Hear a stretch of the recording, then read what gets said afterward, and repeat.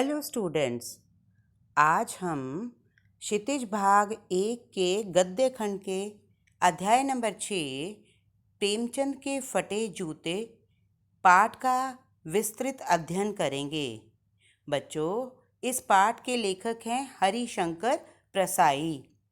हरिशंकर प्रसाई जी के बारे में मैं थोड़ा सा आपको जानकारी दे दूं कि हरिशंकर प्रसाई का जन्म 1922 में मध्य प्रदेश के होशंगाबाद जिले के जमानी गांव में हुआ।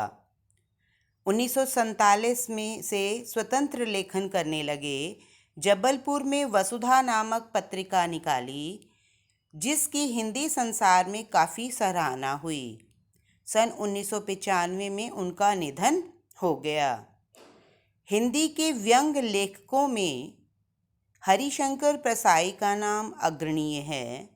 प्रसाई जी की कृतियों में हंसते हैं रोते हैं जैसे उनके दिन फिरे उनके काव्य संग्रह हैं, तथा उनके उपन्यास रानी नागफनी की कहानी, तट की खोज हैं, तथा निबंध तब की बात और थी, भूत के पांव पीछे, बेईमानी की परत, पगडंडियों का जमाना, सदाचार का तावीज़, शिकायत मुझे भी है, और अंत में उनके कहानी संग्रह हैं, तथा व्यंग संग्रह हैं वैष्णव की फिसलन, तिरछी रेखाएं, ठुठुरता हुआ गणतंत्र, विकलांग श्रद्धा का दौर आदि उल्लेखनीय हैं।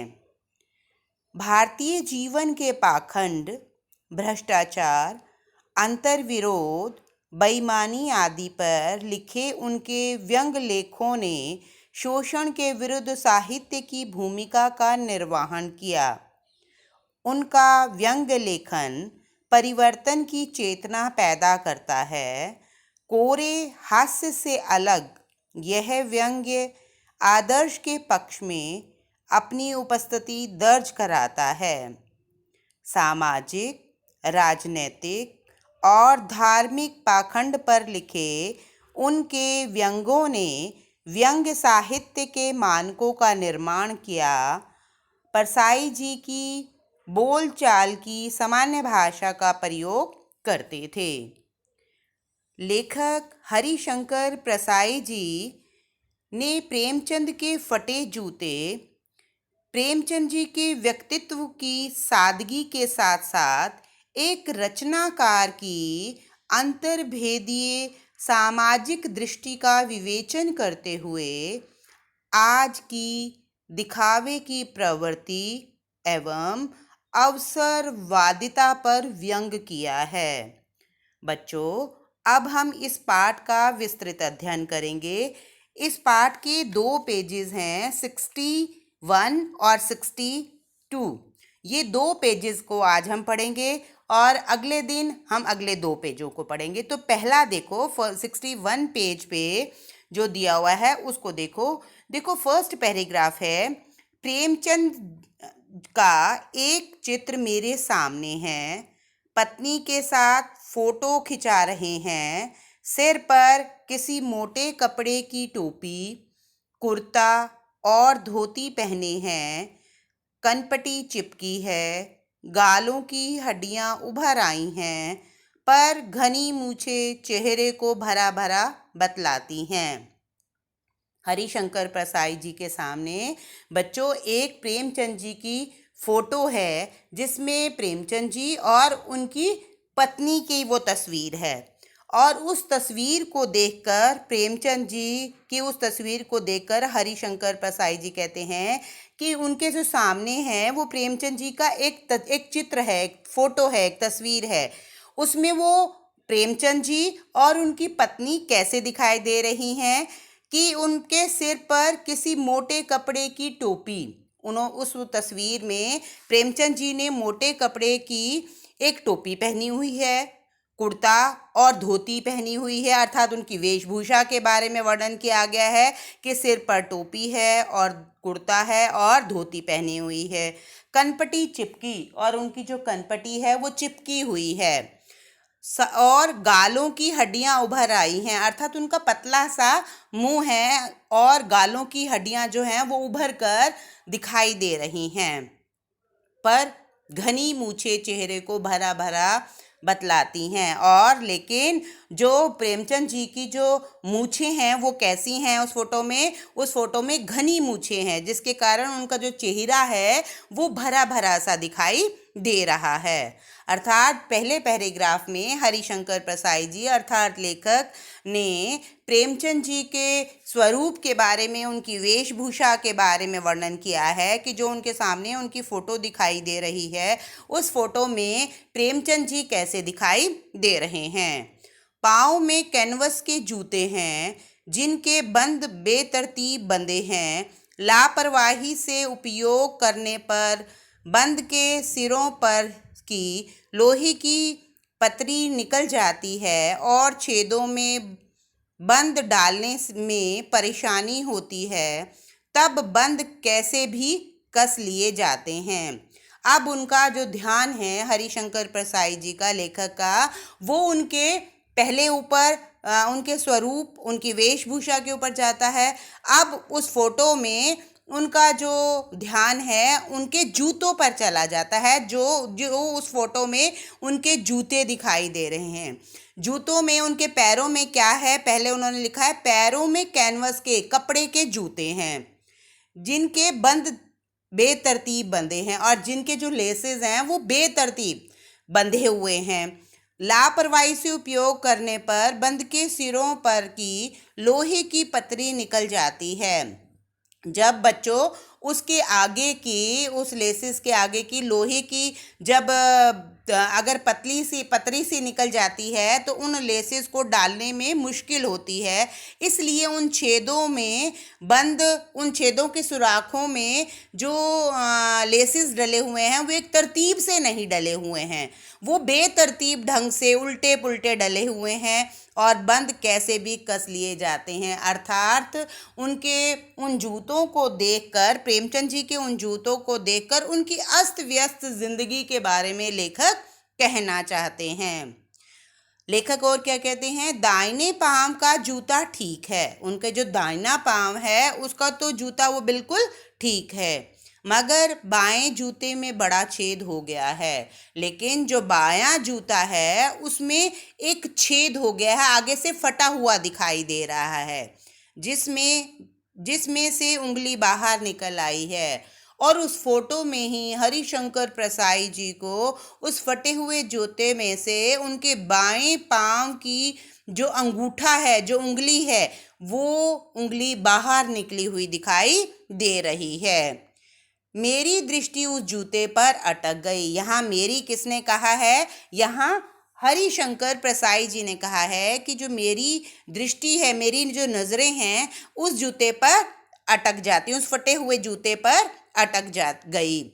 सोचता हूँ फोटो खिंचवाने की अगर यह पोशाक है तो पहनने की कैसे होगी। लेखक ने क्या कहा है कि सोचता हूँ, कि मैं ऐसा सोच रहा हूँ कि प्रेमचंद जी इतने बड़े उपन्यासकार, इतने बड़े कहानीकार, इतने बड़े कथाकार, अगर उनकी फ़ोटो खिंचाने की अगर यह पोशाक है, ये वेशभूषा है, तो पहनने की कैसे होगी। कहने का तात्पर्य क्या है, वो खुद ही प्रश्न कर रहे हैं कि अगर इतने बड़े महान कथाकार की फ़ोटो, क्योंकि जब बच्चों हम फ़ोटो खिंचवाते हैं तो अच्छे कपड़े पहनकर हम फ़ोटो खिंचवाते हैं ताकि हमारी फ़ोटो और भी सुंदर लगे, ताकि हम जब भी 5 साल बाद, 10 साल बाद जब भी हम इस फ़ोटो को देखें तो उस फ़ोटो को देखकर सभी कहें कि वो कितना सुंदर लग रहा है। लेकिन लेखक इसमें प्रेमचंद जी की फ़ोटो को कह रहे हैं, देखकर कह रहे हैं कि अगर उनकी जैसे कुर्ता है, पजामा उन्होंने पहना हुआ है, मोटे कपड़े की उन्होंने टोपी पहनी हुई है और जूता जो है वो कैनवस का है जिसके लेसेस ऊट पटांग बंधे हुए हैं और उसके आगे से वो जूता भी फटा हुआ जिसमें से उंगली दिखाई दे रही है, तो वो कह रहे हैं कि फ़ोटो खिंचवाने की, इतने बड़े कथाकार की, इतने बड़े उपन्यासकार की अगर फ़ोटो खिंचाने की यह पोशाक है, पोशाक मीन्स वेशभूषा है, तो पहनने की कैसे होगी, तो उनकी साधारण जीवन में उनकी कैसी वेशभूषा होगी। नहीं, इस आदमी की अलग अलग पोशाकें नहीं होंगी। और इसमें लेखक स्वयं ही उसका उत्तर दे देते हैं कि नहीं, इस आदमी की अर्थात प्रेमचंद जी की जो पोशाकें हैं वो सामान्य जीवन में और फोटो खिंचाने में अलग अलग नहीं होंगी। इसमें पोशाकें बदलने का गुण नहीं है। अर्थात वो अपने आप ही लेखक उत्तर दे देते हैं, उस फोटो को देखकर वो अनुमान लगा लेते हैं कि इस व्यक्ति की अर्थात प्रेमचंद जी की पोशाकें बदलने का गुण नहीं है। अर्थात वो जैसे हैं वैसे ही लोगों को दिखाना चाहते हैं। वो पर्दे में विश्वास नहीं रखते। उनका ये मानना नहीं है कि अगर मैं साधारण कपड़े पहनता हूँ तो फोटो खिंचाते समय मैं बहुत सुंदर कपड़े पहनूं ताकि लोगों को मैं बहुत सुंदर दिखूं। अर्थात उनमें पोशाकें बदलने का गुण नहीं है, उनमें ये नहीं दिखावा करने का, उनमें ये नहीं है कि वो अपना जीवन जो है, क्योंकि प्रेमचंद जी बिल्कुल सादा जीवन व्यतीत करते थे, स्वाभिमानी थे, उनके उच्च विचार थे, इसलिए वो कहते हैं कि इनकी पोशाकें बदलने का गुण नहीं है, यह जैसा है वैसे ही फोटो में खिंच जाता है। अर्थात वो प्रेमचंद जी में के बारे में वर्णन कर रहे हैं कि वो जैसे हैं वैसे ही फोटो में खिंच जाता है, अर्थात वैसे ही फोटो में दिखना चाहते हैं। मैं चेहरे की तरफ देखता हूँ, क्या तुम्हें मालूम है मेरे साहित्यिक पुरखे की तुम्हारा जूता फट गया है और उंगली बाहर दिख रही है। क्या तुम्हें इसका ज़रा सा एहसास नहीं है? ज़रा लज्जा, संकोच या झेप नहीं है? इसमें लेखक जो हैं सिर्फ प्रेमचंद जी के बारे में कहते हैं, मैं चेहरे की तरफ देखता हूँ। किसके चेहरे की तरफ देखता हूँ? प्रेमचंद जी के चेहरे की तरफ देखता हूँ। क्या तुम्हें मालूम है? और वो प्रेमचंद जी से प्रश्न कर रहे हैं कि क्या तुम्हें मालूम है मेरे साहित्यिक पुरखे, पुरखे क्या का मतलब क्या है? पूर्वज। हरिशंकर प्रसाई जी ने प्रेमचंद जी को अपने पूर्वज कहा है, साहित्यिक पूर्वज कहा है। पूर्वज क्यों कहा है? क्योंकि हरिशंकर प्रसाई जी से पहले प्रेमचंद जी आए और प्रेमचंद जी बहुत बड़े कथाकार, उपन्यासकार थे, इसलिए उन्होंने उन्हें साहित्यिक पुरखे कहा है कि मेरे साहित्यिक पुरखे कि तुम्हारा जूता फट गया है। कि क्या तुम्हें ये नहीं मालूम कि तुम्हारा जो जूता है वो फट गया है और उंगली बाहर दिख रही है? क्या तुम्हें इसका ज़रा भी एहसास नहीं? वो प्रश्न ही कर रहे हैं, क्या प्रेमचंद जी को इसका ज़रा भी एहसास नहीं है? ज़रा लज्जा, संकोच और झेप नहीं है? क्यों? क्योंकि जब हम फ़ोटो में अगर गंदे कपड़े पहनकर हम फ़ोटो खिंचवाते हैं तो हमें थोड़ी लज्जा, थोड़ा संकोच और थोड़ी झेप सी होने लगती है। हम इसलिए अच्छे कपड़े पहनकर बैठते हैं, और जबकि प्रेमचंद जी जो है वो साधारण कपड़ों में उन्होंने फ़ोटो खिंचवाई हुई है। और उनका फटा हुआ जूता देखकर हरिशंकर प्रसाई जी कहते हैं कि क्या उन्हें ये पता नहीं लग रहा है कि उनका जूता फट गया है? इसके लिए उन्हें कोई भी लज्जा, कोई संकोच या झेप नहीं हो रही है? क्या तुम इतना भी नहीं जानते कि धोती को थोड़ा नीचे खींच लेने से उंगली ढक सकती है? वो फिर प्रश्न कर रहे हैं प्रेमचंद जी, क्या प्रेमचंद जी को ये मालूम नहीं है कि अगर वो अपनी धोती को, जो उन्होंने धोती पहनी हुई है, अपनी धोती को थोड़ा सा नीचे की तरफ कर देते तो उनका जो फटा हुआ जूता है वो ढक सकता था। अर्थात लेखक हरिशंकर प्रसाई जी का मानना ये है कि अगर इस जूते को वो ढकना चाहते तो अपनी धोती से ढक सकते थे, लेकिन क्योंकि प्रेमचंद जी को इस बात की कतई चिंता नहीं है कि मेरा फटा हुआ जूता जो है उसे देखकर लोग मेरे बारे में क्या धारणा करते हैं, लोग मेरे बारे में क्या सोचते हैं, उनका सारा जो ध्यान रहता है वो किस पर रहता है? वो हमेशा अपनी साहित्य के ऊपर ही रहता है। इसलिए वो उन्हें ये ध्यान ही नहीं रहा अपनी पत्नी के साथ फ़ोटो खिंचवाने के लिए कि उन्हें अपनी धोती से उस फटे हुए जूते को ढक लेना चाहिए। मगर फिर भी तुम्हारे चेहरे पर बड़ी बेपरवाही, बड़ा विश्वास है। फोटोग्राफर ने जब रेडी प्लीज कहा होगा, तब परंपरा के अनुसार तुमने मुस्कान लाने की कोशिश की होगी। उसके बाद क्या कहते हैं, लेखक क्या कह रहे हैं कि मगर तुम्हारे चेहरे पर बड़ी बेपरवाही, बड़ा विश्वास है। लेकिन वो कहते हैं, लेकिन तुम फटे हुए जूता पहन कर भी तुम बड़ी बेपरवाही से फोटो खिंचवा रहे हो, बड़े विश्वास के साथ खिंचवा रहे हो।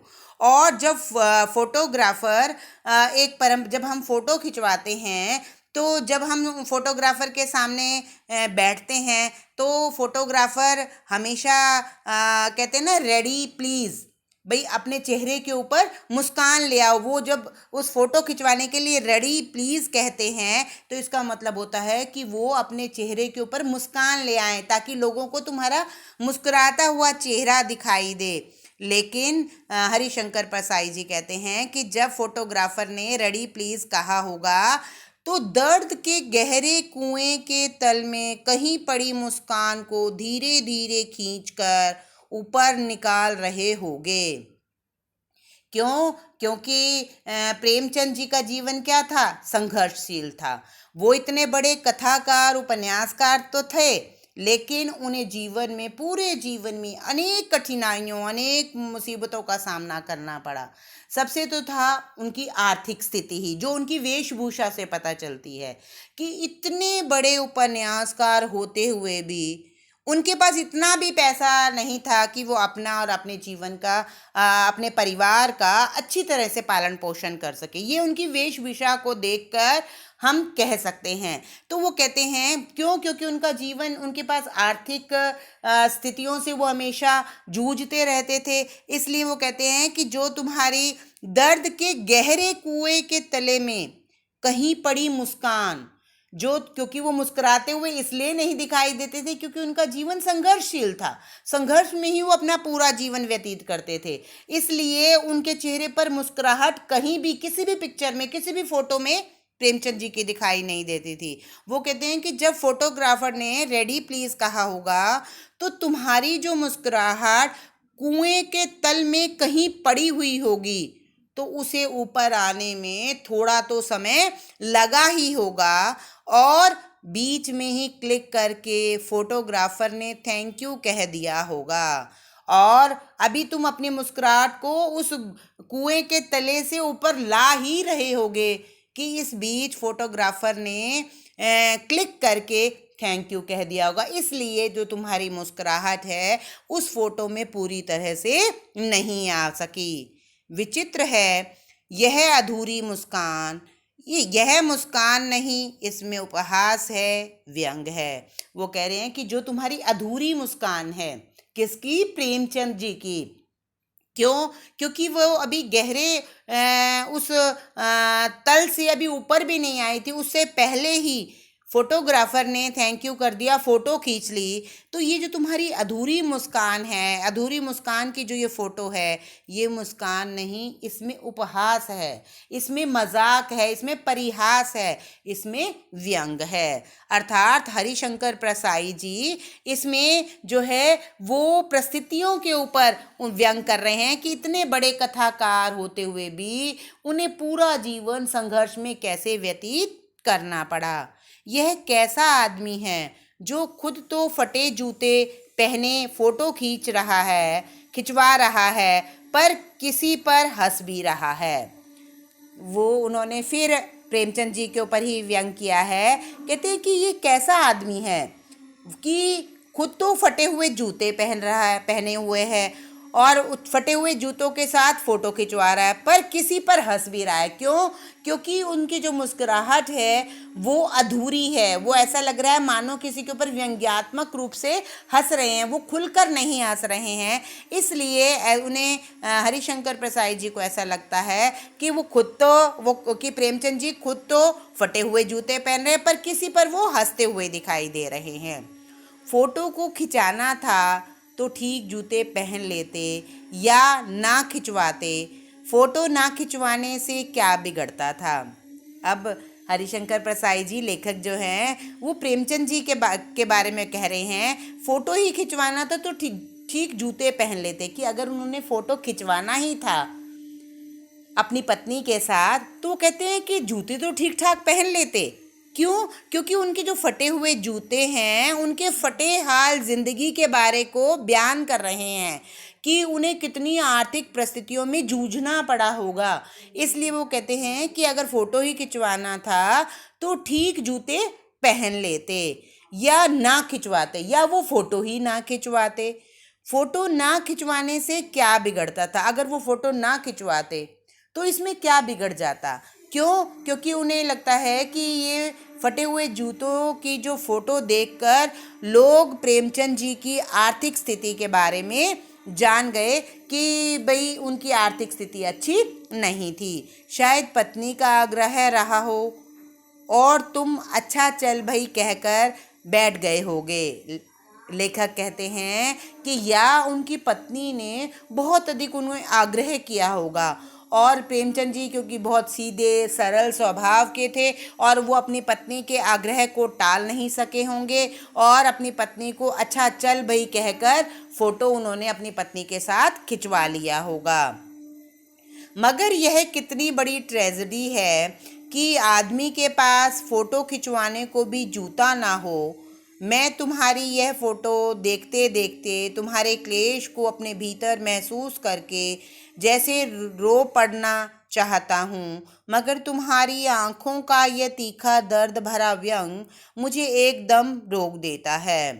वो कहते हैं मगर ये कितनी बड़ी ट्रेजेडी है कि आदमी के पास फ़ोटो खिंचाने को जूता ना हो, और यह फ़ोटो देखकर वो उस व्यक्ति के अंदर तक के जो क्लेश है, दुख है, मुसीबत है, लेखक कह रहे हैं कि मैं उसे महसूस कर सकता हूँ, और महसूस करके वो जैसे रो पड़ना चाहते हैं। क्यों? क्योंकि वो प्रेमचंद जी के दुखों के बारे में उन्हें महसूस हो रहा है।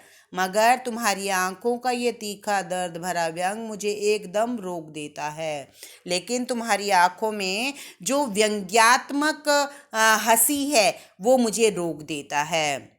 तुम फोटो का महत्व नहीं समझते, समझते होते तो किसी से फोटो खिंचवाने के लिए जूते मांग लेते। अब वो प्रेमचंद जी से कह रही हैं कि तुम फोटो का महत्व नहीं समझते। अगर तुम फोटो का महत्व समझते होते तो फोटो खिंचवाने के लिए किसी से भी जूते मांग सकते थे, किसी के भी जूते मांग कर फोटो खिंचवा कर उसे जूते लौटा देते। इसका मतलब है कि तुम्हें फोटो का महत्व ही नहीं पता कि फोटो जो है किसी भी की भी व्यक्ति की फ़ोटो को देखकर उसके व्यक्तित्व के बारे में हम पूरी जानकारी प्राप्त कर लेते हैं। इसलिए प्रेमचंद जी का इससे ये पता चलता है कि कितने सीधे साधे, जैसे वो अंदर से थे वो लोगों को वैसा ही दिखाना चाहते थे। वो ये नहीं चाहते थे कि मैं अंदर से तो ऐसा हूँ लेकिन लोगों को मैं बाहरी दिखावा आडंबर में वो विश्वास नहीं करते थे। लोग तो मांगे के फोटो कोट से वर दिखाई करते हैं और मांगे की मोटर से बारात निकालते हैं। फोटो खिंचाने के लिए तो बीवी तक मांग ली जाती है, तुमसे जूते ही मांगते नहीं बने।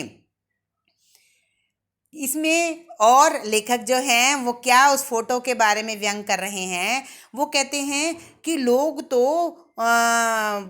जब उनकी वर बनते हैं, अर्थात जब किसी लड़के की शादी होती है तो वो तो कोट भी किसी से मांग लेते हैं, और ताकि वो उस समय जो है वो शादी में बहुत सुंदर लगें, और मांगे की मोटर से बारात निकालते हैं। और उनकी अपनी भी कार वगैरह नहीं होती और वो किसी की कार मांग लेते हैं और बारात निकाल लेते हैं।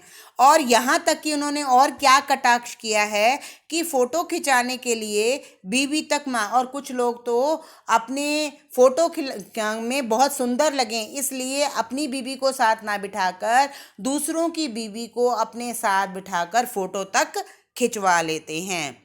तो जब लोग कोट मांग लेते हैं, मोटर मांग लेते हैं, बीवी मांग लेते हैं, तो उन्होंने प्रेमचंद जी से प्रश्न किया है कि तुम एक जूता भी नहीं मांग सकते थे, कि एक जूता जो तुम्हारा फटा हुआ है तुम किसी से मांग कर अगर फोटो खिंचवा लेते तो तुम्हारी फोटो बहुत अच्छी आती है। इसका क्या मतलब है? तुम फोटो का महत्व नहीं जानते। इसका मतलब है, लेखक कह रहे हैं प्रेमचंद जी को, कि इसका मतलब है तुम फोटो का महत्व नहीं जानते। लोग तो इत्र चुपड़ कर फोटो खिंचवाते हैं जिससे फोटो में खुशबू आ जाए। गंदे से गंदे आदमी की फोटो भी खुशबू देती है। वो कहते हैं लोग तो इत्र, इत्र का मतलब होता है सेंट, कि सेंट चुपड़ कर फोटो खिंचवाते हैं, सेंट लगाकर वो फोटो खिंचवा लेते हैं ताकि फोटो में खुशबू आ जाए। गंदे से गंदा आदमी भी फोटो भी खुशबू ताकि देने लगे। अर्थात इस पर फोटो के ऊपर व्यंग किया है कि लोग जो हैं फोटो खिंचवाने के लिए किसी भी हद तक जा सकते हैं। तो तुमसे एक छोटी सी एक जूता तक किसी से मांगा नहीं गया। इसका मतलब है कि प्रेम, अगर हम ये देखें कि प्रेमचंद जी इतने सीधे सरल इंसान थे कि वो अपना सारा ध्यान जो था वो साहित्य की ओर ही लगाते थे। उन्हें बाहरी दिखावा जो था वो कभी अपनी ओर आकर्षित नहीं करता था। उन्हें ये नहीं लगता था कि मैं अच्छे कपड़े पहन लूँ, अगर मैंने सिंपल से कपड़े पहने हुए हैं तो लोग मेरे बारे में क्या धारणा करेंगे। उन्हें इस बात की कतई चिंता नहीं थी। टोपी 8 आने में मिल जाती है और जूता उस जमाने में 5 रुपए से कम में क्या मिलते होंगे इसमें, तथा जूता हमेशा टोपी से कीमती रहा। अब तो जूते की कीमत और बढ़ गई है। एक जूते पर 2500 टोपियाँ निछावर होती है और तुम भी जूते और टोपी के अनुपातिक मूल्य के मारे हो। अर्थात इसमें जीवन में एक विडंबना बताई गई है कि जिसका स्थान पाँव में है, अर्थात नीचे है, उसे अधिक महत्वपूर्ण माना जाता रहा है, और जिसका स्थान ऊंचा है, जो सिर पर बिठाने योग्य है, उसे कम सम्मान मिल रहा है। आजकल तो जूते का अर्थात धनवानों का मान सम्मान और बढ़ गया है। एक धनवान पर 2500 गुणी लोग निछावर हो रहे हैं। गुणी लोग भी धनवान लोगों की जी हजूरी करते हुए नजर आ रहे हैं। अर्थात यहाँ पर टोपी जो है वो किसका प्रतीक माना गया? जो सिर पर बिठाने योग्य हैं। और यहाँ पर जूता जो है, वहाँ उसे जूते को तो धनवान कहा गया है, और इसके साथ साथ जो टोपी है वो सम्मानित व्यक्ति का प्रतीक माना गया है। लेकिन वो कहते हैं यह विडंबना मुझे इतनी तीव्रता से पहले कभी नहीं चुभी जितनी आज चुभ रही है जब मैं तुम्हारा फटा जूता देख रहा हूँ। वो कहते हैं क्योंकि प्रेमचंद जी तो एक महान साहित्यकार थे और उन्हें सिर पर रखने योग्य थे, लेकिन आजकल समाज के अंदर चारों ओर किसका बोलबाला है? धनवानों का। वो कह रहे हैं कि ये विडंबना मुझे इतनी तीव्रता से पहले कभी भी महसूस नहीं हुई थी, कभी नहीं चुभी थी, लेकिन आज जो है जितनी आज चुभ रही है जब मैं तुम्हारा फटा हुआ जूता पहन रहा हूँ। क्योंकि फटा हुआ जूते को देखकर ये लेखक को लग रहा है, इतना बड़ा साहित्यकार, इतने बड़े लेखक जो है, उसकी इतनी दयनीय स्थिति कि उसके पास इतना भी पैसा नहीं है कि वो दूसरा जूता तो खरीद सके।